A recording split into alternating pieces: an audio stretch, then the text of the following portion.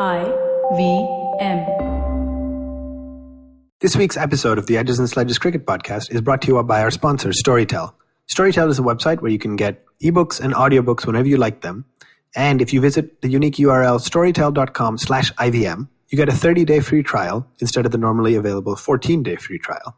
So for the duration of their sponsorship of our show, each week we recommend a new book. And while India's playing West Indies, we thought we'd recommend a book about a different West Indian athlete, Usain Bolt. It's called The Bolt Supremacy: Inside Jamaica's Sprint Factory. It talks about how in the aftermath of the 2008 Olympics, Usain Bolt set that world record and Jamaica just became a sprinting powerhouse in the world. So it's a great listen. Check it out at storytel.com/IVM for your 30-day free trial and enjoy this week's show.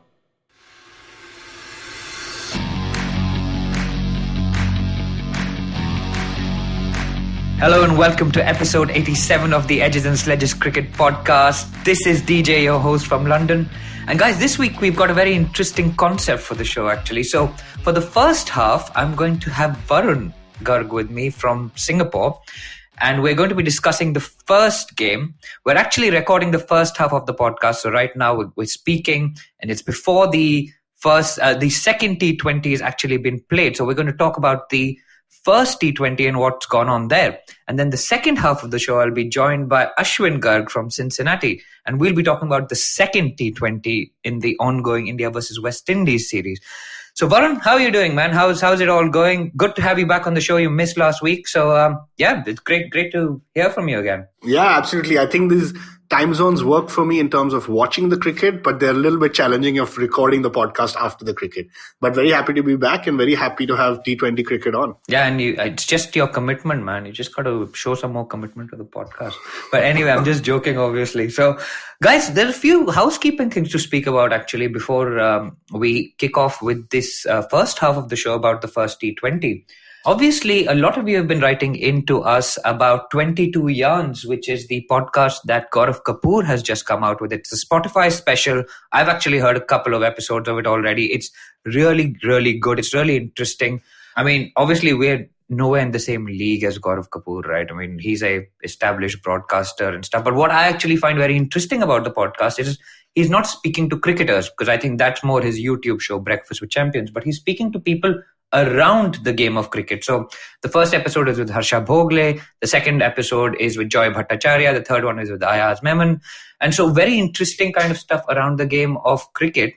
So, of course, Gaurav Kapoor has come out with this Spotify special, and we are now number 2 on Spotify. Varun, are you a bit disappointed with that, or is it okay? Is it okay to be beaten by GK? I think it's okay, man. It's a good challenge. We were on number 1 for a long time, so it's always good to be number 2 so that there's somewhere to go from there. Yeah, so you've got somewhere to look up. We're still doing pretty okay on Apple. And of course, Castbox, man, that was pretty impressive. We went past 50k listens just on the Castbox app alone. We've got some amazing feedback from you guys. We're actually on Castbox's recommended sportscast list. So guys, go and check that out. Really, really cool for us. Always, I mean, keep writing the reviews in. It always helps us go up the reviews. We'll actually read back some of your recent feedback at the end of the show. So all that housekeeping out of the way, guys, I am super excited to talk about the first T20. I actually like this concept a lot because I'll get to speak to Varun about the first T20. So we'll really focus on that without being colored with what's happened in the second T20, which I will speak about in the second half of the show with Ashwin. So Varun, let's talk about the India versus West Indies first T20. The West Indies are, of course, the world T20 champions, man. And were you excited? Were you excited to see the West Indies come to India and play these T20 games? Absolutely, DJ, because of the point you meant. They are the world T20 champions. West Indies in the other 2 formats are not at the top of their game. But in T20s, I think they're one of the best sides, right? And for me, it was exciting because we've had South Africa and Bangladesh visit over the last 2-3 months. And the games have been good. Of course, we've wanted to watch them, but they've not been as exciting. And man, was the first ODI, like, it just lived up to the expectation. Yeah, the ODI, the T20, man. The T20. You're already moving ahead to the next series. Anyway, so maybe it did feel like a little bit like an ODI, and we'll come to that later. But I mean, the West Indies went off like an absolute train, right? They lost the toss and they scored over 200 at Hyderabad, which is quite a big ground. And I mean, what did you think of the Indian bowling and fielding effort? We had a few dropped catches. KL Rahul later came out and said it's got very low floodlights, so it's very hard to catch there. What did you think of our bowling and fielding effort, Varun? I thought it was average. It's honestly, let's talk about the fielding first. It was pretty sad. And I was reading an article where KL Rahul said, apparently at the Hyderabad Stadium, the Rajiv Gandhi International Stadium, the floodlights are lower than other stadiums. And so that makes it tough to catch. When we read a little bit more, at this stadium during the IPL as well, the catch conversion rate is only 70%, which basically means 3 in 10 catches are dropped. And that's pretty bad. So taking that into context, I still think the fielding was pretty sad. I saw Yuvraj Singh also tweeted about this, saying that he was very disappointed with the Indian fielding and, the young guys should be stepping up more. He even asked, is there a problem of too much cricket? But I think overall, I don't think it's any point to panic about right now. Indian fielding has been right up there, so that's good. When it comes to the bowling, I think it was interesting because what I really liked about the way West Indies paced their batting is that they were going at almost 10 and over from the start, almost every over. And whether it was Lewis, King, Hetmeyer, Pollard, everyone had a very high strike rate, 2 or 3 of them who were almost hovering around 200 plus. So I think the Indian bowlers never really got a chance to kind of get back in. Ashwin and I had this debate a little while ago about how Deepak Chahar for me was like definitely in the side. And he went off at an economy of 14, which was extremely shocking for me, right? Washington Sundar, the risk when you open the bowling with him, he went at close to 11. Shivam, Dube and DJ, we should talk about Dube a little bit later on as well, but he went at 13. So all in all, I think everyone went for runs. And so, yeah, it was a good batting performance by West Indies. So let's just pick up on 2 things actually there. One is the point that you made about Deepak Chahar. I really particularly enjoyed actually on our group chat where Ashwin actually pulled out the message from 3 days ago where he said Chahar is 100%. He was just waiting for that. And he literally replied.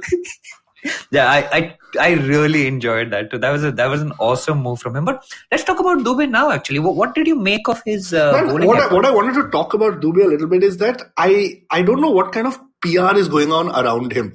And what I'm not sure is, what has he done for him to have suddenly become the center of attention? He's on all social media. Everyone's talking about him. Dube himself is coming out and saying things like, guys, don't worry, I've trained enough to be able to win matches for India. And so I guess, DJ, my first question is, what is up with this whole Dube PR? And the second is India just obsessed with this all-rounder concept that when Hardik Pandya is not playing, Vijay Shankar is not playing, we just have to have a Dube? Yeah, we like our 3D players, and so does MSK Prasad, our chief selector. But I don't know, I've actually missed all this PR buzz, man. Is he just been like, is there some major machinery going on in the background talking about Shivam Dube, trying to push him as a contender for that spot? Because to me, at best, he's a kind of second rung. He's number 2 behind Pandya, right? And Pandya, you can see Pandya is actually on social media also. He's training and all. Yeah, you can see him doing his squats and. So that's what I don't know. Maybe it's just showing up in my feed. Maybe I've been googling him more, so it's showing up on my feed more. But yeah, I just feel like there's a lot of hype around him. And for me, at the international stage, he's not done much. I mean, I really hope the guy does well. I think he showed promise. I've seen him in some videos at Nets practice, and he really looks like he can tonk the ball, which is what we need in T20 cricket. But apart from that, I don't know what all the fuss is about. Interesting. Yeah, I mean, of course, that BCCI video was pretty amazing. He was just smashing it. And then he did decently in the last ODI. Sorry, again, I've made the same mistake as you did. The last T20 against Bangladesh, right? He bowled his full quota and kind of pulled us back into that game. So let's see how Dube goes. It's very early days for him, man. And I mean, the buzz around him has been there since last year's IPL. Again, he didn't really perform that much then. Of course, Vijay Shankar came into the team, and now nobody knows where Vijay Shankar is. He was actually in the Tamil Nadu match that Ashwin and I spoke about last week about the Syed Mushtaq Ali Trophy. He was there at the end batting. So that's when we saw Vijay Shankar again. But let's see how Dube does. There is obviously that speculation with Pandya not around. So now let's come to the Indian batting. So when we got hit for over 200 runs, I was actually personally very excited to watch how India deals with this chase. And of course, we thought that Rohit would come out and smash everything. And then KL, of course, in the absence of Shikhar Dhawan, has been promoted to open the batting. And Rohit got out. I thought it was a bit unlucky, but it was decent bowling. I mean, he really timed that ball very well. And he found the one fielder in the outfield. and that fielder took the catch between his knees. I think it was it Hetmeyer who took that catch? Yeah, I think it was Hetmeyer. But anyway, whoever the fielder was took the catch between his knees. So Rohit went, and then Rahul, I thought, actually batted very well. I thought he got a nice 50. He was smashing the ball quite a lot, and he became in the process the third fastest to reach 1,000 runs. Do you know who he's behind there? The two people faster than him in T20s to reach 1,000 runs. I would say Kohli and AB. It's not AB. He's behind Kohli. Kohli's second. Who's Kohli behind? And this is like David Warner. Incorrect. International runs. So maybe that's a hint. And this person doesn't play the IPL. Come on. Oh, is it Babar Azam? Babar. Babar Azam. Anyway, sorry. We digress, and of course we shouldn't. But yeah, he gets to 1,000 runs, and he was kind of taking the pressure off Kohli, who came in quite early, right? So it was okay at the start, but then he gets out, and Varun, at that stage, what were you thinking? I mean, because Kohli had looked very, very edgy. He looked like he was readjusting to the T20 format. So what were your thoughts at that stage when Rahul went out? Because I thought at that point we were in trouble because Rahul looked like the guy who was going to take us home. Yeah, so firstly, I mean, credit to Rahul, right? we are all big critics of Rahul. Anything he does wrong, we criticize him. He's even come out in the post-match ceremony and said that people only like me when I score runs. I mean, that's to me, a silly thing to say. That's just how the mentality of the public works. Is it too harsh to call him KLPD Rahul? Because he doesn't finish the job. I think in test matches you can. In test matches you can. Doesn't finish the job, dude. Yeah. Anyway, carry on. Yeah. So I think he played well, and I think India's made it very clear that when Dhawan is not playing, Rahul is going to slot in at the opening position. And I think it's fine. We've got 3 openers. We've got a strategy around that. When Rahul got out, I got a little bit worried when I saw Pant walking in. I was expecting Shreyas Iyer to walk in, and that gave me a little bit more peace of mind. Because I think Iyer has shown that he's got the ability to hit the sixes. At the same time, he's got the right temperament to be able to calmly take the singles, doubles, give strike to Kohli. The only thing I do want to say, DJ, and I know we're going to get into the Kohli conversation, is I think when Virat Kohli is out there, I'm never worried. I only hope he bats till the end, because I've said this before the ODI World Cup as well. There is no better finisher in Indian cricket than Virat Kohli in today's team. And for that, he needs to bat to the end of every innings. Yeah, which as we saw, he did do. But I want to pick up on a few points there, actually. So Kohli, when he comes in, he scored 3 runs of 9 balls. He scored like kind of 20 of 20. He's moved on to run a ball. And he looked so upset with himself.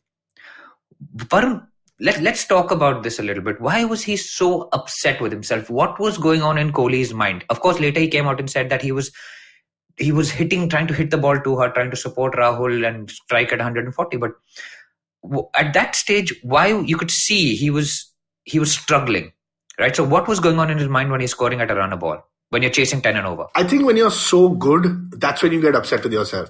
I think the challenge for Kohli is he probably hasn't played T20 cricket for a while.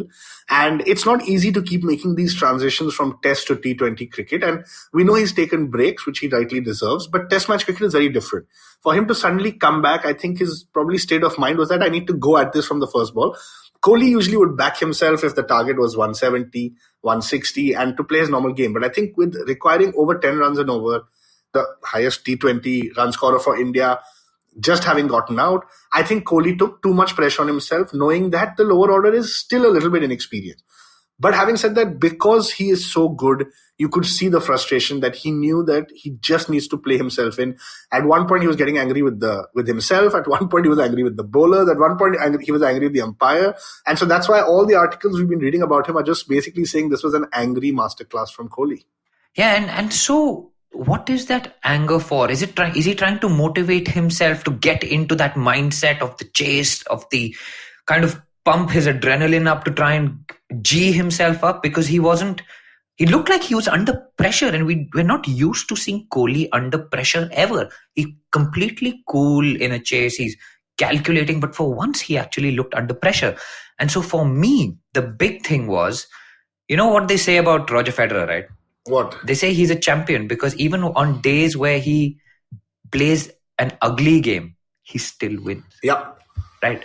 That is the true mark of a champion. And he was struggling against himself. He was fighting himself, and you can see that.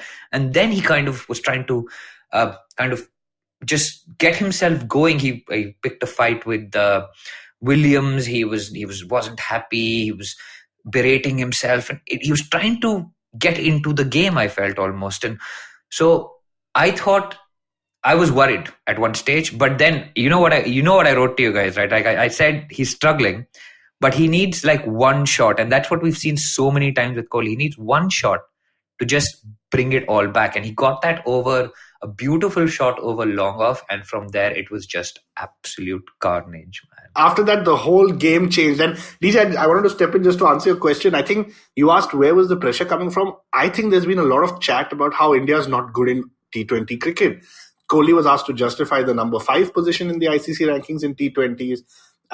There's been too much chopping and changing. He's had to come out and say we never really play our best 11 in T20 over the last 2 years, if you look at that. So I think there was pressure on him. And then when West Indies, being as good as they are in T20s, puts on 208, I just think he absorbed all the pressure on himself. And that's what caused a little bit of that, little bit of a run off a ball kind of start for him. Yeah, and it's like been the week of Kohli, right? He was number 1 in test. The ICC rankings came out, and he's number 1 in test matches, and he's number 1 in ODIs. How far is he from being number 1 in all 3 formats? And would it be the first time ever that somebody has done that? I guess it would be, right? I think so, yeah. And that would be an incredible achievement. Do you remember a conversation we had maybe 7 or 8 years ago where I said, this guy is as good as Sachin? And you said, no, nobody is as good as Sachin. I thought that Gambhir would be as good as Sachin. You're over-exaggerating. Do you remember this conversation, by the way? Yeah, I remember it very clearly because I think there was once a 2-3 year period where Gambhir was just absolutely fantastic.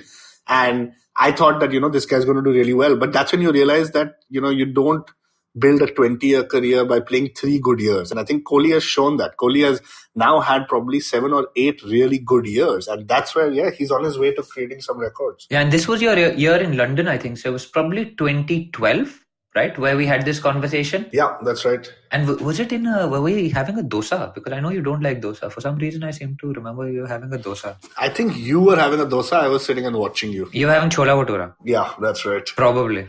But I clearly remember this conversation. I'm like, this guy's going to be the next Sachin. And you're like, no, I mean, even I thought incredible that this guy what a hero he is, man. And I mean, I know we're all big fans of Kohli on this podcast, but we just take it for granted, man. And that angry Kohli really came out. I mean, it was absolutely incredible. Apparently there were words said to him as well. And I mean, weren't you kind of feeling quite pumped up after watching that match?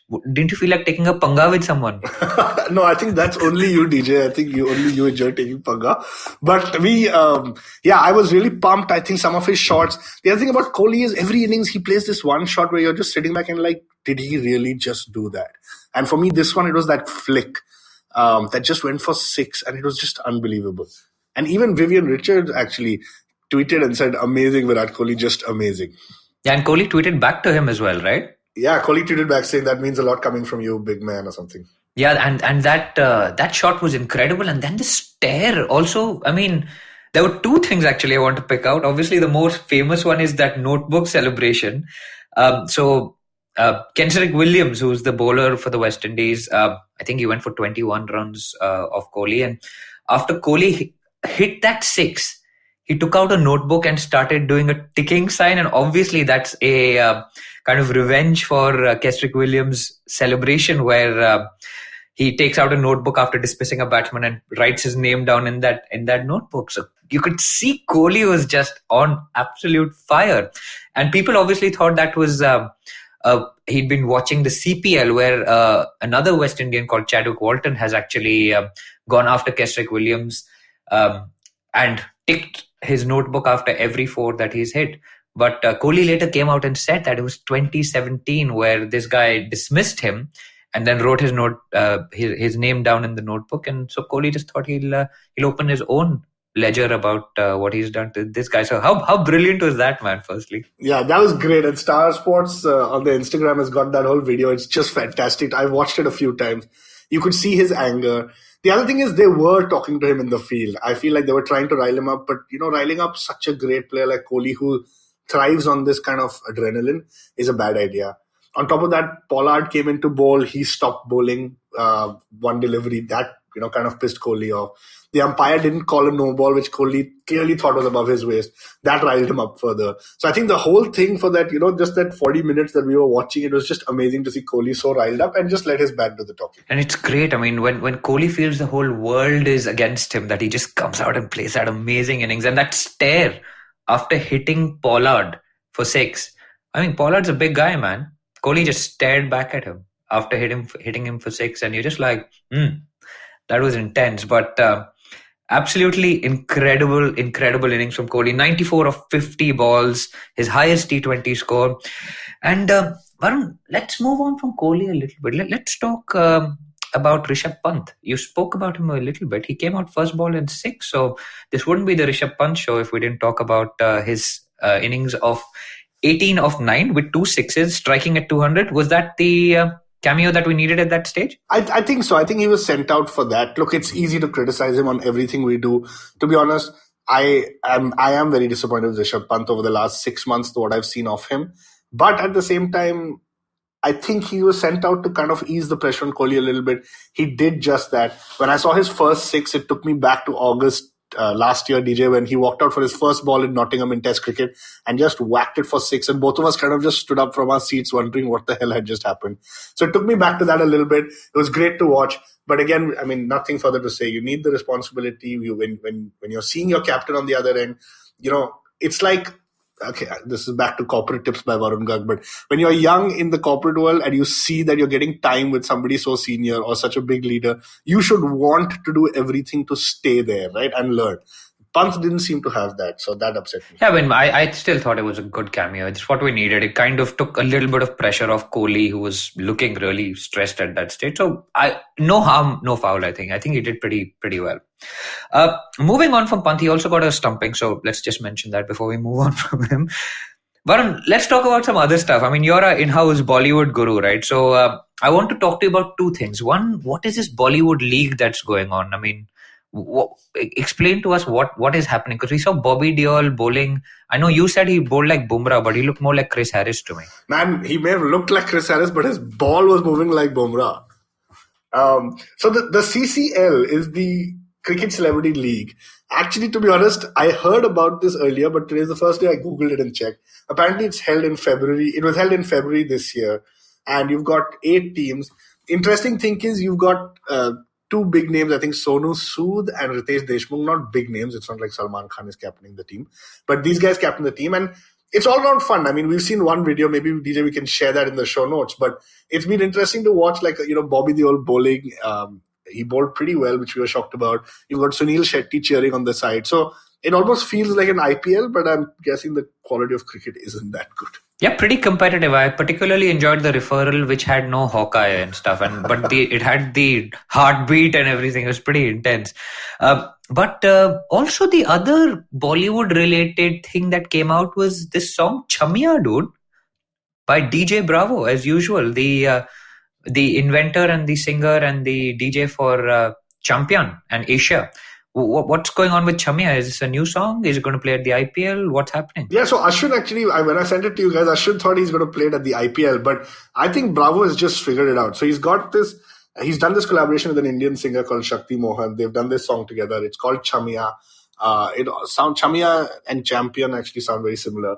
But yeah, I actually think Bravo's just figured it out, man. He's figured that he can make cash in the subcontinent whenever West Indies comes there. So actually, I'm going to reply to Ashwin on the podcast saying, I don't think this is the IPL song. I just think this is the India-West Indies tour song. And I wouldn't be surprised if next March we're going to have one more song from DJ Bravo. Awesome. I'm going to put that question to him as well in the second half of the show in that case. And a couple more things, actually. So before we end the first half of the show, we put out a tweet which kind of went a bit viral, actually, which was the first cricket memory that people had. And we got loads of responses. I mean, I'm actually somebody who tries to reply to all messages and tweets on Twitter, but even I couldn't keep up with the number of quote tweets and replies that came in. So we asked what people's first cricket memory was, and we got loads of answers. We'll read out the funniest ones towards the end of the show. But Varun, what was your first cricket memory that you remember clearly, and what got you into the game? Yeah, so Ashwin and I lived in Singapore, right? And we moved back in, I think, Feb 96. And it just so happened that the Cricket World Cup was on there. And we were these NRI kids who had no idea what cricket was. And we were staying at our grandparents' house. And the World Cup was on. And my dadi was a huge cricket fan. So she would make us watch the game. And my first memory is watching a West Indies game. I can't remember versus who. But I vividly remember her explaining to us what an LBW was. And I think that is where the love for the game really started. So that was pretty incredible. So 1996 it was for us. I know DJ it's earlier for you, but you're talking about the tweet that went viral. Yeah, my friends also saw it. In fact, one of my friends, Suraj, sent it to his mom to ask because she's a cricket fan. Her first memory was the 1972 Test series between India and England.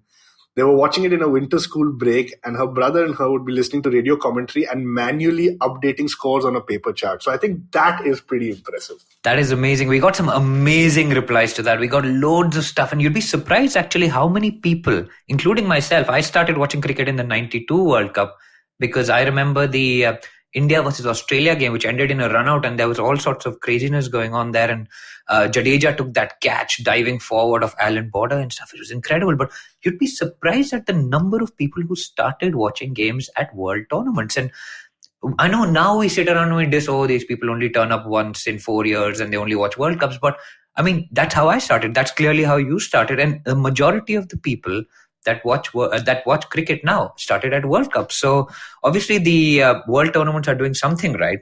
So we'll talk about this more in the second half of the show. But Varun, now talking about friends, Ritvik, another one of our friends, actually tweeted in a mastermind link about Mastermind, the BBC quiz show, where one of the contestants in the final, I think last year, picked the IPL as his topic. And so the way it works is basically you get asked a bunch of questions in 2 minutes on the topic you have chosen. What I have done, what Ashwin has actually done, he's actually answered the number of questions. I've answered the questions as well, and I've sent him the screenshot, so he knows how many I've got right. I know you probably haven't opened that link. Have you? No. I knew it, which is why we are going to go for 2 minutes. I'm going to ask you the questions, and you're good, and I'm going to tally up the score at the end of it, and we are going to know who's got the most number of questions right. Is that okay? Does that make sense? Okay, let's do it. Okay, so we're going to start your 2 minutes now. Who scored the IPL's fastest 100 of just 30 balls for RCB versus the Pune Warriors in 2013? Ross Taylor. Which team has appeared in 7 finals out of the 9 times it has participated in the IPL? CSK. Correct. Which stadium hosted the IPL final in 2009 in South Africa? Cape Town. Incorrect. Johannesburg. Who did Suresh Raina play for when CSK were banned for betting-related issues? The Kochi Tuskers. Incorrect. The Gujarat Lions. Which Australian bowler took 4 for 13 when CSK beat Deccan Chargers in the semi-finals in 2010? I have no idea. We'll come back to that. What colour cap is awarded to the leading run scorer in the IPL? The orange cap. Correct. Which specialist English T20 bowler did RCB buy for £1.4 million at auction in 2017? Chris Jordan. Incorrect. Tymal Mills. In which city is the Savai Mansingh Stadium located, which is the home stadium? Jaipur. Correct. Which franchise side signed Tatenda Taibo in 2008? You better get this right because we've interviewed him. KKR. That's right. Who is the only non-Indian player appointed as the captain of a team in 2008? Shane Warne. Correct. Which country hosted the opening 20 matches of the 2014 tournament at 3 stadiums before the tournament returned to India? Dubai. I'll give you that. UAE. Who scored the first century for Kings 11 Punjab in an IPL final against KKR in 2014, even though he finished on the losing side? Vridhiman. That's correct. Mustafizur is the only non-Indian cricketer to win the Emerging Player of the Year award. What is his nationality? Bangladesh. Correct. Which unusual method of dismissal ended Yusuf Pathan's innings of 72 against the Pune Warriors at Ranchi in May 2013? The obstruction one. That's right. Okay. So you've got, let me just count these. Wait, there's one question I have to come back to. Okay, your time's up, dude. Okay, fine.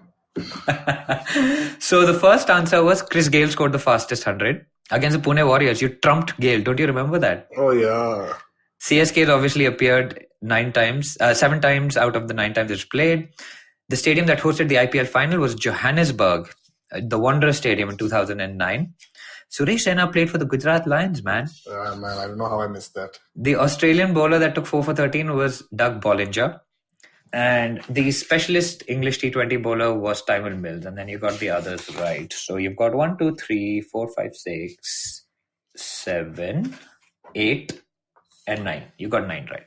Just pretty good. Good effort. Same as Ashwin. Good job, man. And under pressure of having to do it on the show. So well done. Good show. And you better not tell me that you guys had multiple choice later on. That would be really irritating. No, there was no multiple choice. There was definitely no multiple choice. So, well done, man. 9 out of 14. I got a few more, which is good. But I mean, I didn't have the pressure of the show, to be completely honest. That's there, yeah. Anyway, so that's the first half of the show, guys. Hope you enjoyed it. We are now about 30 minutes away from the toss for the second T20 versus the West Indies. So go and listen to this break. The IVM guys are going to tell you about all the amazing podcasts that they've got here. And we'll be back with the second half of the show, which is all about the second T20. Lots more fun to come, guys. Thanks very much. Hey everybody, welcome to another awesome week on the IVM Podcast Network. If you aren't following us on social media, please make sure you do. We're IVM Podcast on Twitter, Facebook, and Instagram. Also, quick reminder, please do fill out our survey. It's at ivmpodcast.com/survey. It's a listener survey. We're trying to understand more about who's listening to our stuff, what kind of things you would like to see from us in the future, what you have been seeing so far, what you think of it, what shows you like, all kinds of different stuff. Also who you are, right? So I mean, like all kinds of different stuff. Just please do come in and fill it out. It would be really helpful. That's ivmpodcast.com/survey. I want to thank our sponsors this week, Cambly, Intel, and Storytel. Remember, sponsors are what make this stuff possible. So if you enjoy the content, please do thank our sponsors. We have 2 new shows releasing this week. Lakshmi Krishnan, better known as Literary Chills on Twitter, talks to agents of literary culture on her show Litnama. She plunges deep into new genres of literature born in the digital era as she talks to the performers, storytellers, bloggers, poets, and writers. New episodes are out every Tuesday from 10th December. The Traveling Professor's Diary is hosted by Siddharth Deshmukh. It's a show about a curious human being with an eagerness for travel and observation. He visits colleges such as MICA, SP Jain, Symbiosis, Flame, Upgrad, Talent Age, and spreads the digital gospel of design, marketing, and business transformation. Episodes are out every Tuesday and Thursday starting 10th of December. This week's The Seen and the Unseen celebrates its 150th episode. Amit is joined by publisher and editor V.K. Karthika. She talks about her journey of publishing and highlights the need of diversity in a publishing house. This week on IVM Likes, Abbas and Alakar are joined by me, Amit Doshi, along with Pawan Srinath, who hosts our Pragati podcast, and Thala Arate.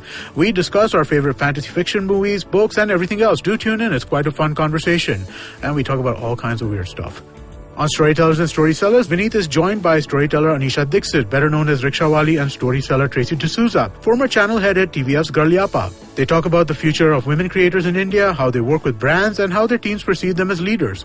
On Ganatantra, Saryu and Alok unpack what happened in Maharashtra after the assembly polls and how the office of the governor has been misused to meddle in state politics. On Edges and Sledges, Ashwin, Varun and DJ focus on the India versus West Indies T20 series. On GBCD, Sunetro and Farhad talk about relationships and breakups as they share their experiences of navigating through the same and learn to acknowledge their feelings. It's a crossover on the Empowering series as Zarina is in conversation with Chetna, host of Positivity Unlimited. They talk about her shift from the corporate world to life coaching about positivity and self-belief. On 9XM Soundcast, Eva is joined by Bollywood singer Benny Dayal. They talk about his experience of working with A.R. Rahman and some of his favorite composers in Bollywood. And with that, let's get on with your show. Welcome back, everyone, from that break. And the beauty of this format is that while the first half of the show was all about the first T20 and there was lots of positives, the second half of the show has actually been recorded about 10 hours after the first half was recorded. And in the midst of all of that, we've had the second T20 go down. And I now have with me to discuss that mini disaster, Ashwin. So Ashwin, how's it going, man? Good of you to join us on the second half of the show. Yeah, pretty funny, right? When you guys recorded the first segment, I was asleep, but being in England, you guys were both awake. You were with Varun. Now it's the middle of the morning for him. You're still awake and functional, and now it's a good time for me. So the joy of 3 different time zones. Yeah, pretty interesting concept this week. So let's see how this goes. But of course, we're here to talk about the second T20, man. And Ashwin, I know I had a really good chat with Varun in the first half. It was all about positivity, Kohli, complete stud, taking pangas with the West Indies and all of that stuff. But I mean, we've come crashing straight back down to earth. So I'm afraid you've got the depressing bit of the podcast. where India has now lost the second T20 after scoring 170 for 7 and losing it quite comprehensively, in fact. So let's start from the top, Ashwin.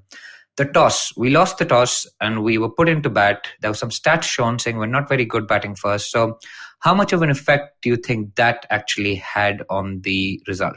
Yeah, pretty huge, right? That's the stat I was looking at before we started recording, actually, that India batting first wins 55% of our T20s. So has a win-loss ratio of 1.3. India fielding first has a 67%. Wins 67%. So with a win-loss ratio of 2.3. So 1.3 versus 2.3. Significant difference. So I think we've talked about this at length. There was a time, for folks who haven't been listening to us for that long, we had a long discussion during the IPL saying, should we just get rid of the toss and say the team that's at home bats first so that you offset home ground advantage with toss advantage? Because time and time again, T20s seem to be won by the team chasing. And I mean, if 208 wasn't, I know the pitches were different, but if 208 wasn't enough in the first T20 to defend, 170 most definitely wasn't. But India just has not figured out how to set a total about batting first. And yeah, we think this is all preparation for next year's World Cup, but that's going to creep up and it's going to come really, really quickly. So toss played a huge, huge role. Okay, so just go over that stat again for me, somebody who's not very maths-minded, and I'm sure most of our listeners have worked that maths out. So we win 55% of the time when we bat first, and then we win 67% of the time when we bat second. Is that right? Correct. Okay. Now, the reason the win-loss ratio comes into play is because of no results and ties, etc. So the other stat to look at, the win-to-loss ratio is number of wins divided by numbers of losses, right? Okay. So anything above 1 means you win more than you lose. Mm-hmm. So when we're batting first, we win 1.3. Which is better than average, kind of correlates to your 55%. But when we're fielding first, we win 2.3 games for every loss. So it's significant delta, right? That's the key. Yeah, that's really good. And thanks for explaining that for those who are not that maths-minded and stats-minded. So let's get to the game itself, right, Ashwin? So we batted first, Rahul failed, Rohit failed, but the big news was actually Dube's promotion, Shivam Dube. And now, interestingly, the first half of the show, which we recorded before this game, had Varun actually questioning what Shivam Dube is doing in this team and what his role is and why he's giving all these PR sound bites and stuff. But I mean, the guy came out and he scored a 50 and looked like the only guy who could score runs quickly on that pitch. So what do you actually make of Shivam Dube with the benefit of hindsight, which is clearly 2020? Yeah, it's pretty funny. That's the joy of having a podcast where you go on the record, right? Like now it's recorded that Varun was questioning his place. Look, I don't think one innings changes things hugely, right? He still has a lot to prove that he belongs at this level. His scores were good, right? 54 off 30, including 4 sixes. But if you watch the game, you'll realize 3 of those 4 sixes were horrendous deliveries, right? One was short on the leg side, going down the legs. He probably could have left it and got a wide. He swung his bat, got a 6. One was a full toss outside the off stump, which he just swung his bat and went over cover for 6. So I think the scorecard gives him a little bit more credit, A, because he got some good runs, B, because nobody else did. But honestly, man, there's still some fundamental flaws with his game that I struggle with. And again, by no means am I a batting technical expert, but if you watch his footwork, he really seems to struggle against the pace bowler. He shuffles back in the crease, which is good when you get balls that are kind of short of the length. But as soon as they figure out you pitch it up in a good length area or a little bit further, he's going to struggle because he's shuffling back on every single ball and he doesn't have what it takes to elevate, to get the loft on those shots, and he's going to hit it up in the air and get out. So I think there's still some fundamentals that need to change. I mean, credit to him, 54 of 30, striking at 180 when almost nobody else scored at more than a run a ball except Pant is commendable, but still lots he needs to keep developing. Was there a little bit of Yuvraj Singh in some of those shots, did you think? Yeah, I saw some of those side-by-side pictures. There was, in the pull shots, right? The lefty pull shot, the slightly tall guy pulling it over mid-wicket is awesome. And again, I want to give him credit. I do love, by the way, that we promoted him to 3. Because there's no point having him play at 7, get 10, 15 deliveries. The point is, hey, openers were struggling a little. Let's try this young kid out. The bilateral series doesn't matter all that much. Yes, we want to win them all, but it's more about kind of streamlining your craft between now and the next year's World Cup, and I'm happy to see us trying that. Yeah, very interesting. What do you think the thinking was behind pushing Dube up the order? Was it to counter the left-arm spinner or Walsh, who's a leg spinner? Yeah, I think if you really truly think about this current lineup, to have Rohit, Rahul, Kohli, and Iyer as your first 4, and then have Pant, Dube, Jadeja, and Sundar as your next four, you're going 4 righties and then 4 lefties. So I think that's what it was. Is you have 4 and 4, but for your top 4 to be right-handed, your next 4 to be left-handed, it doesn't give you a lot of balance. So it made sense that they pushed him up. They also pushed Pant ahead of Iyer for that reason. I think that makes a ton of sense. And of course, being the Rishab Pant show, we're talking yet again about Rishab Pant. He got off the mark. It took 6 minutes in my half to get there. I don't know how much you talked about him in the first half. We talked a little bit about Rishab Pant as well. Of course, he had a nice cameo in the first game, but he got off the mark with a 6 again. Varun actually spoke about how he'd got off the mark in Nottingham last year when we were there with the 6, and then he got off the mark in the first T20. So this is becoming a little bit of a trend with Rishab Pant. But he ended up with 33 of 22. Ashwin, 2 questions. Let's first talk about the style in which he got those runs. And I think the question there is, how can anyone bat so ugly? At one point, I think he swept it between his legs and his bat was flying out of his hand. So how does he score those runs in the ugliest possible way? Yeah, it's a great question. Maybe somebody more sophisticated than us with statistics can help us pull it. But one thing I would love to see is percentage of runs scored while a batsman is falling over. So maybe Kaw Stats or Mohan Statsman, one of these guys on Twitter, will hit them up. Is there anybody tracking which batsman scores the most runs as they are falling over? Because, man, this guy spends a lot of time on the ground because every time he swings, he seems to fall over, including that shot the sweep which went through his leg. Yeah, and it's incredible. I mean, you talk about a batsman having balance. Pant is almost always off balance while hitting the shot. But so that's the style question. And I mean, very famous West Indian batsman Rohan Kanhai had the Kanhai clanger where he would hook it and he would fall over. But Pant has got a kind of a slog which he falls over with, which is not quite as elegant. But he falls over when he slogs over cover, over mid-wicket, now apparently over long leg or fine leg as he's sweeping. So he's falling in all directions, falling as he hits in all directions. I mean, I don't want to discredit the 33 of 22. I don't want to discredit he's Delhi's first choice keeper and a pretty important part of our lineup. But the more I watch him physically bat, the more doubt I start to have that he's a solid long-term pick. And again, maybe there's recency bias. I've just watched him play another ridiculously ugly innings, but I just struggle to see how this is a path to a permanent spot. Yeah, and that brings me to my second question actually, which is, was 33 of 22 an acceptable effort to your mind on that pitch with that start, having come in at the fall of Shivam Dube's wicket? Yeah, I said this already, but with nobody, and Kohli scored at 111, everybody else, so I mean Rohit, Rahul, Iyer, Jadeja and Sundar all scored at below that strike rate. So all scored below 110 strike rate. So to bat at 150 and remain not out, on paper it's okay. I think the point you're trying to get to is he had a couple of ugly 6s and then seemed pretty content knocking it around for the single as long as he didn't get out. And I think if you're addressing... Let's call it a Dhoni-esque effort, right? It was a pretty... I mean, if Dhoni had scored the same innings, I would have loved to see the reaction, to be honest. Yeah, I mean, I don't think this was a great innings by Pant, by no means.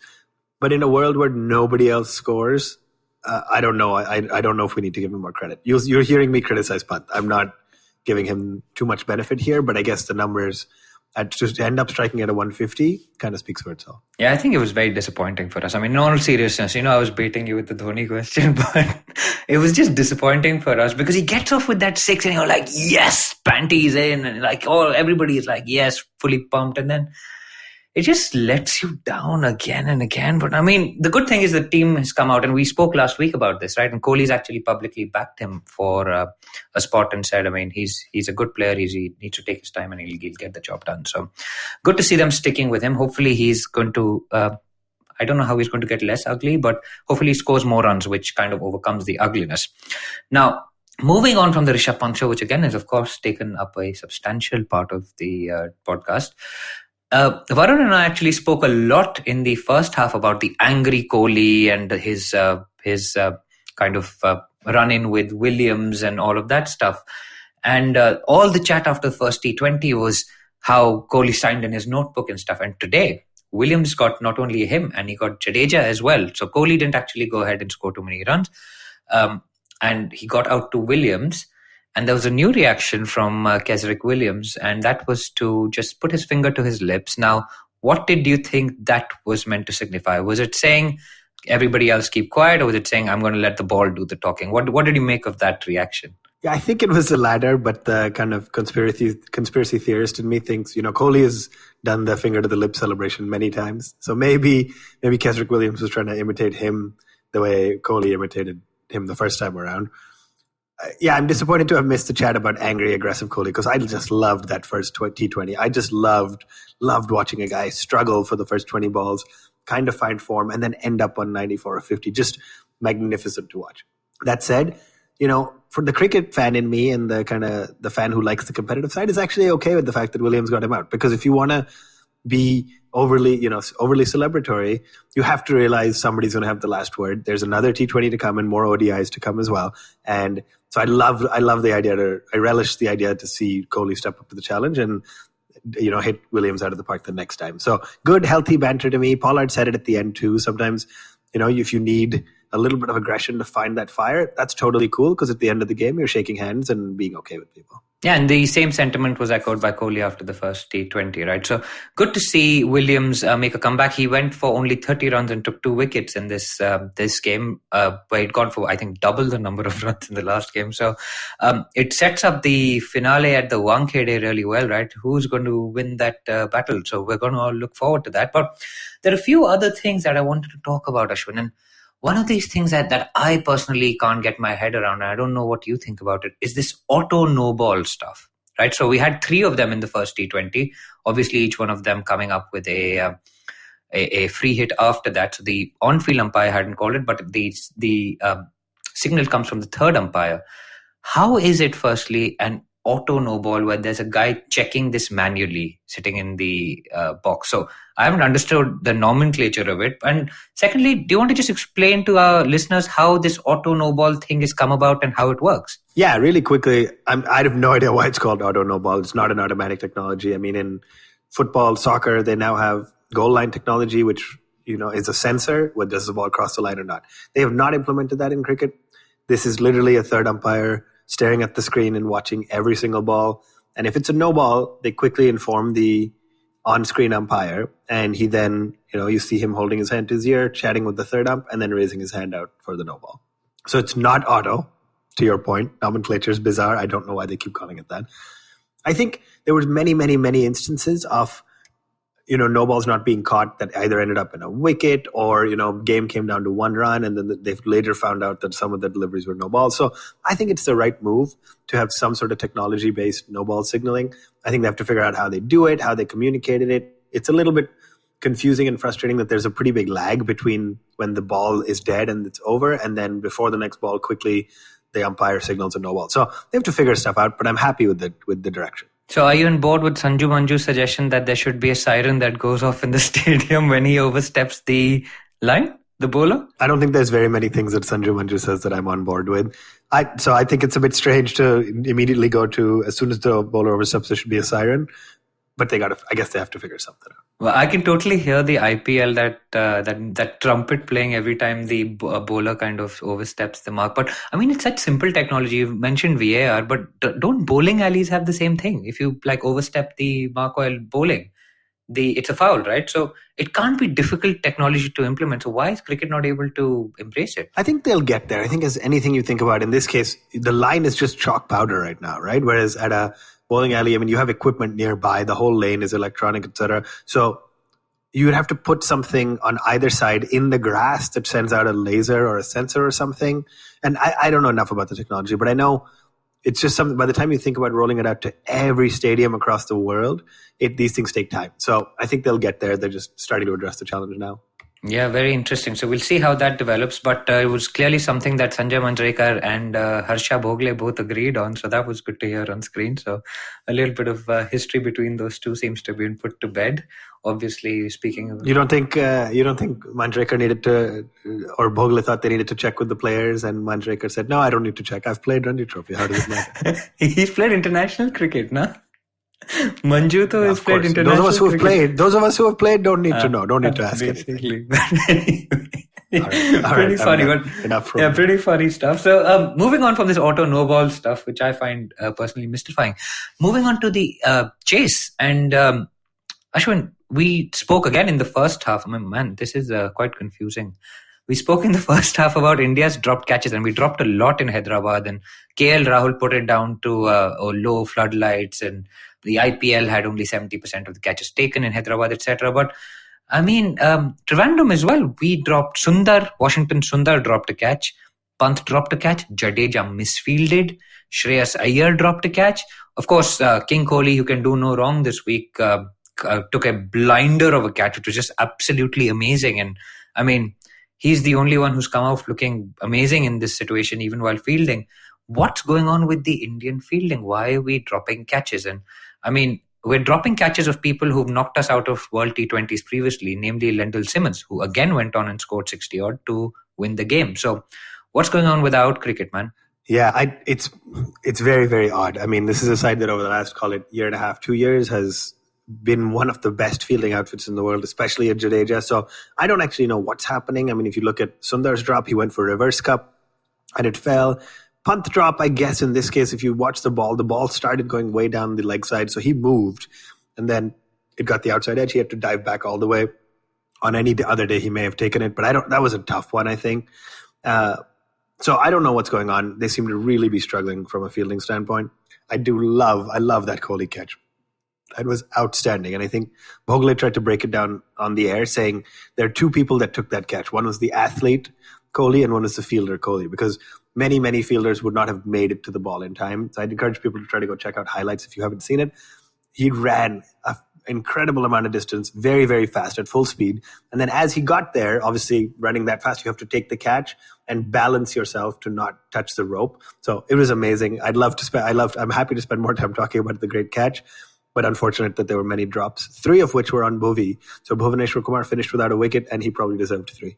Yeah, really unfortunate. I mean, 2 of them went off, I think, in successive balls, right? Lendl Simmons went down and then Hetmeyer went down off successive balls. But the Kohli catch, actually, when he started on this whole fitness regime, he was saying, the reason I personally want to get fit is because if I'm able to cover those extra yards and make the catch, that could change the game. And we actually saw it in action today, man. I mean, it nearly changed it didn't in the final analysis, but it had the potential to change the game if we'd held on to our other catches, right? So clearly his hard work with his fitness and his fielding has paid off. And disappointing to see fielders dropping catches. I mean, the Shreyas catch, there was an argument that Rohit could have gone for it or called for it.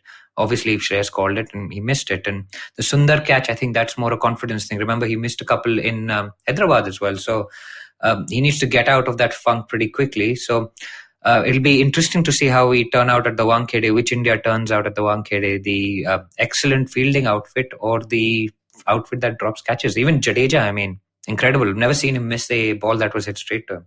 Went for 4 as well. So unfortunate. But let's not take credit away from Lendl Simmons.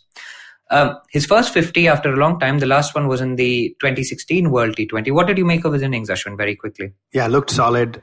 He's not the standard West Indian player who comes out and starts hitting sixes. He's not a Hetmeyer or a Puran, but took his time to start, consolidated, and this guy just has a way against India. So really well played, well-deserved man of the match. Yeah, and he's done well in the IPL as well. So maybe we'll see him back at the top of one of these teams soon.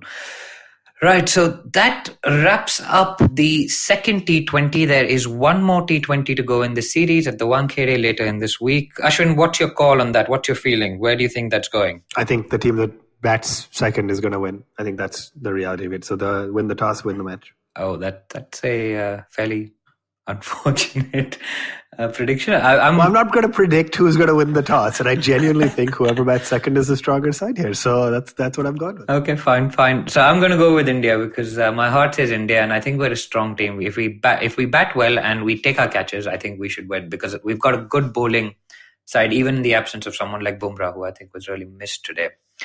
Right. So just what I will say is I think we didn't address this, but even if India does win, you have to realize this West Indian team, although they're ranked 10 for some strange reason, they're reigning champions. And this team that beat India with 2.5 overs to spare, did it without Gale, without Russell, without Narayan, without Fabian Allen. And so the amount of strength this West Indian team has, I think they're going to be a force to reckon with next year at the World Cup. We didn't have Pandya also and Bumrah, so we also have some good players. No, fair. Yeah, so I think India is going to be a force to reckon with as well. But I think West Indies, everybody's talking about India and Australia right now and England for the big hitting, but West Indies is going to be a tough contender. Oh yeah, absolutely. Defending champions, man. Never writing those guys off. Carlos Brathwaite, remember the name.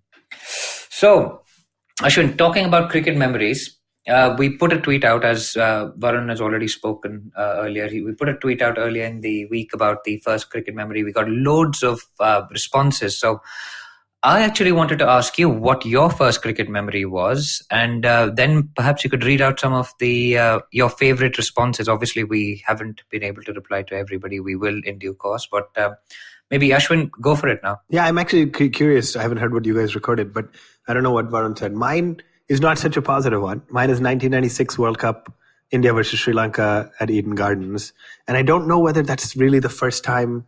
I can't. So that's your first one? Yeah, I mean, I was 8. In the semis? Yeah, I didn't grow up. I mean, I can probably remember. I have a bad memory. I can probably recall earlier matches than that. But I mean, I would have been just around about 8. I didn't really watch all that much cricket before.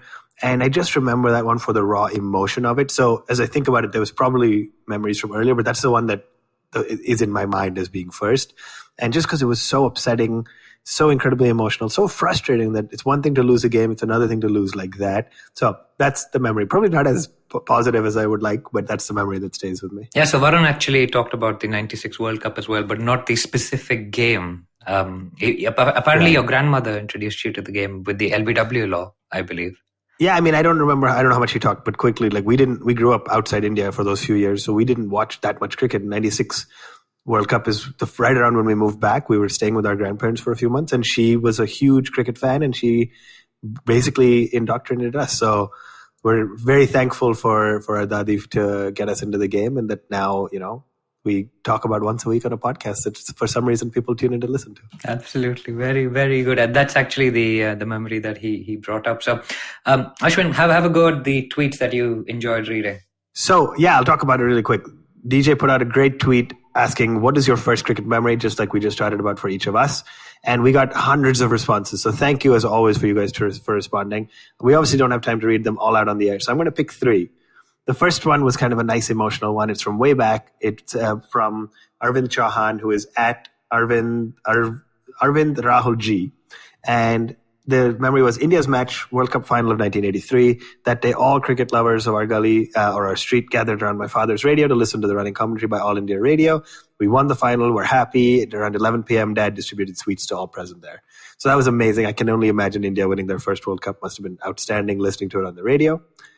The second one I wanted to share was a little bit on the opposite side, is from a Twitter user with the handle at FFS Virat. And it says, first cricket memory was 03 final because my dad broke the bleeping TV. And obviously there was a word in place of where I bleep. I think that's my favorite response. It was just it's fabulous. Just great. So, because everyone felt it except we were kids, so we couldn't break our own TVs. Yeah, but I love the way the dad's broken the TV. The dad's like, screw this, I'm going to smash the TV. So he went for it. Awesome. And then the last one I was going to share is not quite as much about World Cups or Indian, but this is from at Mega Sthani Z. It said, our Mohalla's cricket team, which is kind of our area's cricket team, lost a match of 5 rupees to the other gully's team in 2006.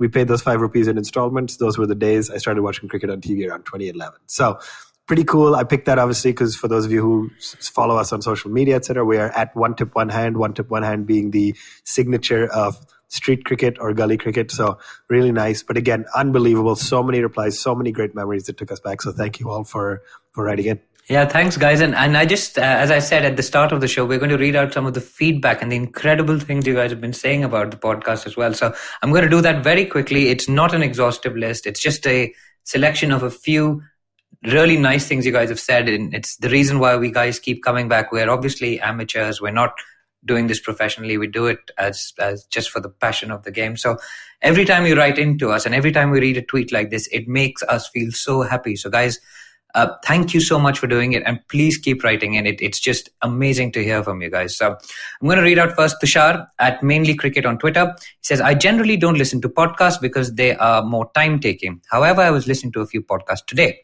What I concluded is that One Hand is the best podcast.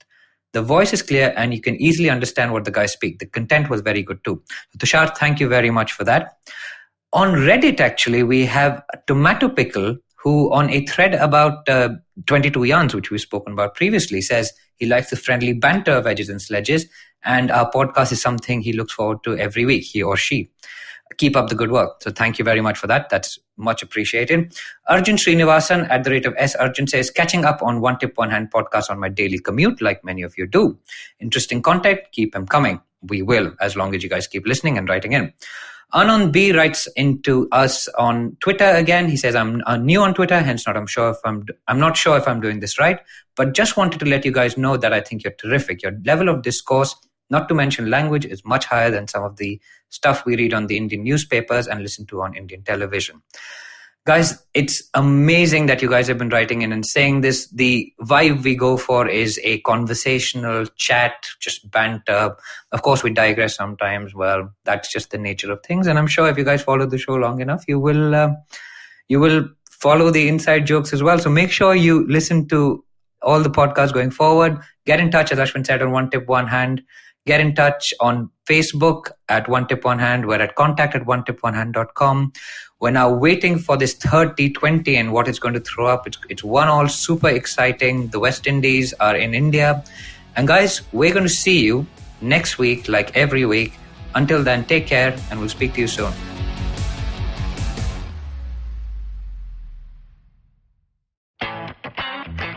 रिश्ते में तो हम तुम्हारे podcast लगते हैं. नाम है football शुटबॉल. Presenting Football Should Ball, a show about three friends discussing our favorite game over a beer. Sometimes 3, maybe even 5.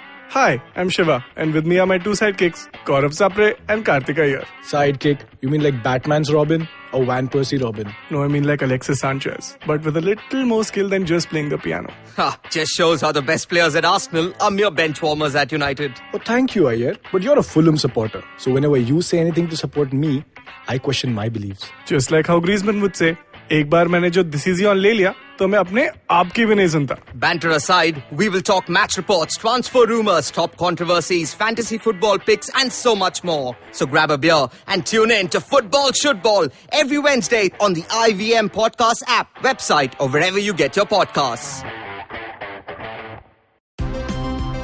Look, up in the internet. It's a meme. No, it's a cat video. No, it's the Geek Fruit Podcast. That's right. We interrupt this riveting broadcast to tell you about our show, The Geek Fruit Podcast, where Tejas, Dinkar, and I, Jishnu, talk about everything in pop culture, including DC, Marvel, Star Wars, Netflix, and everything in between. You know how your friends hate it when you ramble about some nerdy crap and you just want somebody to listen to you? Well, sorry, there's nothing we can do about that, but come listen to us ramble and it'll almost be like the real thing. Kind of. Listen to new episodes of the Geek Fruit Podcast every Monday and the Geek Fruit Bulletin every Thursday on iTunes, Google Podcasts, the IVM app, or wherever you listen to podcasts. Happy listening, you nerds.